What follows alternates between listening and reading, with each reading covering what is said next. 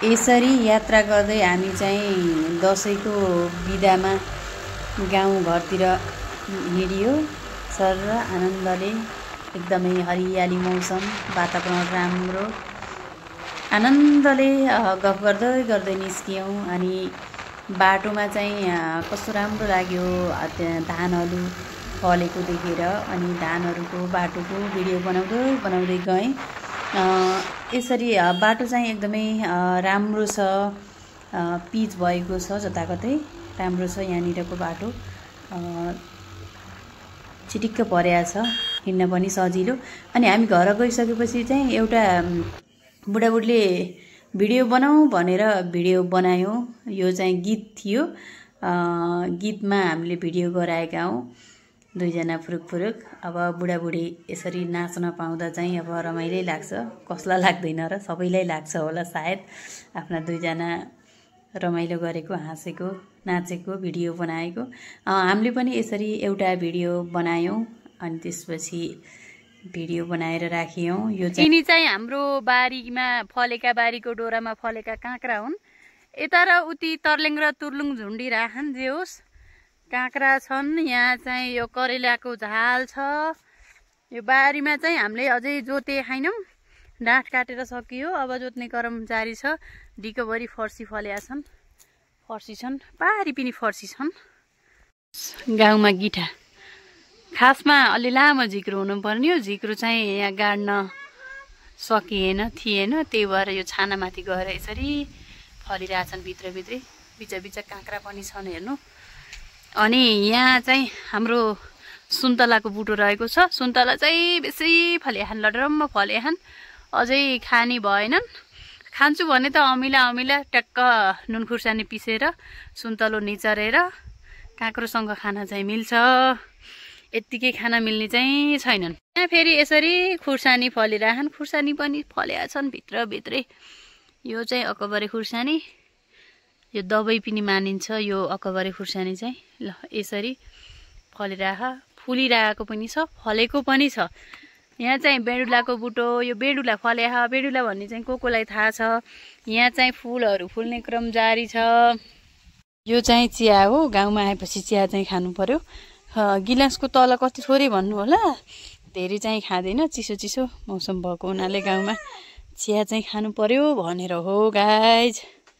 Madam भाँडा माझ्दै हो, भुइँमा बसेर भाँडा माझ्न सकिएन केर, मुढाको सहायता लिएर मुढामा बसेर यसरी भाँडा धस्काउन पर्यो केर। कान्छी बुहारीको फर्ज हो नि त यो त, कान्छी बुहारीको दसैँ हो रे, त्यही भएर भाँडा माझ्न लाग्यो। यतिको उमेरमा त यस्तो छ, बुढेसकालमा के होला, आमाहरूले कसरी गर्छन् होला। अब आमाहरू जस्तो त कहाँ बन्न सक्यो र त। अब अहिले त हामी त यस्तै हो क्या नि। अब बस्न थुचुक्कै बस्न सकिएन, उड्किलो बस्न नि सकिएन। मुढामा यसरी बसेपछि माझ्दा सजिलो हुन्छ, खुट्टा पनि दुख्दैनन्। यिनी बेलौती हुन्, गाउँबाट ल्याइदिनु भएको मलाई। यहाँ सेलरोटी बनाउँदैछौँ। सेलरोटी पाकेर पनि रेडी भइसके, अत्यन्तै मिठा। एकदमै सेलरोटी चाहिँ मनपर्ने हुँदा सेलरोटी बनाउने भनेर चाहिँ बनाइयो, थोरै धेरै बनाउन। नानी हजुर, त्यो समाउ त, अलि माथि समाउ त। के भयो? करेन्ट छ। के को करेन्ट छ तिमा? बिजुलीको। नानी के भयो?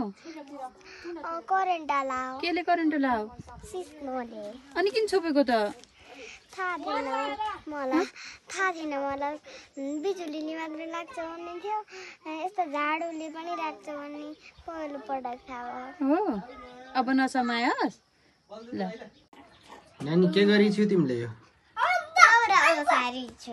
दाउरा कि लौरा? दाउरा। ए ल ल। धुवा बाहिर गएन, धुवा भयो, त्यहाँ त चुलो खोल्न लाइछु, सफा गराउन लाइछु। किन गर्न सक्यो? साफ गराउन, राम्रो गराउन, धुवा बाहिर फाल्न। धुवा बाहिर किन फाल्न पर्छ? नाना तिनीहरूलाई धुवा भयो, धुवा फाल्न पर्यो।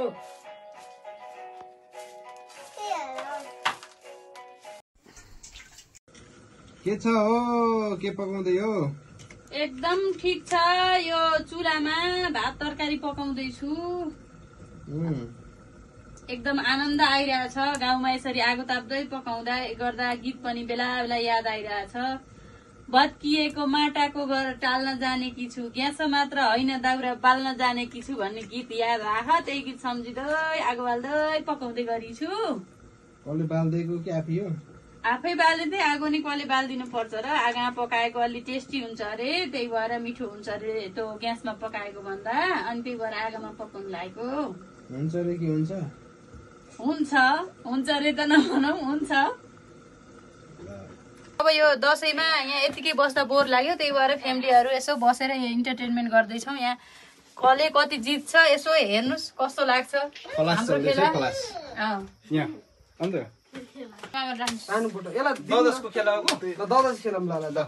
हिसाबै मिल्दैन 40 दे ठ्याक्क त्यहाँ हिसाब हुन्छ। जसले सोर्छ कि हिसाब गर कति 40 लैछ भताकरै 50 जले जस्तै लान्छ हो। त्यसरी खेल्ने हो। क्या छ ल देखा, क्या छ देखा, सबैले देखा, चौका जुटा खा ल सबैले देखा, ठाडा गराएर यत्नै देखाउ न कसो के आउँछ। एकका बास मेरो जुटा हालेछ अंकल ले पैसा चाहिँ सुकुट न बुट राखेको काँटो छैन त यहाँ। मान्दल राख्न छैन क्या? मैले राखिसके ज्यादै नगर्नुस् है, मैले राखिसके हैन तपाईले राख्नु हैन। तपाईले नखाएको मेरो त राखेकी राखिदिएको के ओइ जेल्ली नगरिकन मैले राखेको ल ल यसपालि राखे मैले राखे ल जेल्ली नगर। अब त्यस्तो नगरे कसैले खाएको खाइयो अहिले ल राख के आउँछ यस्तो खाएको खाइयो जिते न मलाई नि आथे नि आउन इल्ला के आउन। हेलो साथीहरू, ल हेर्नुहोस् त मैले यहाँ अकबरे खुर्सानी टिप्दैछु। यो अकबरे खुर्सानी एकदमै शरीरको लागि फाइदाजनक हुन्छ। अब चाहिएमा सम्पर्क गर्नुहोस्। यहाँ हाम्रो लसुन छ नि, धनियाँ छ नि, धनियाँ पनि टिप्नु पर्यो भनेर धनियाँ पनि टिप्दैछु। यसरी सागपातहरू पनि छन् करेसाबारीमा।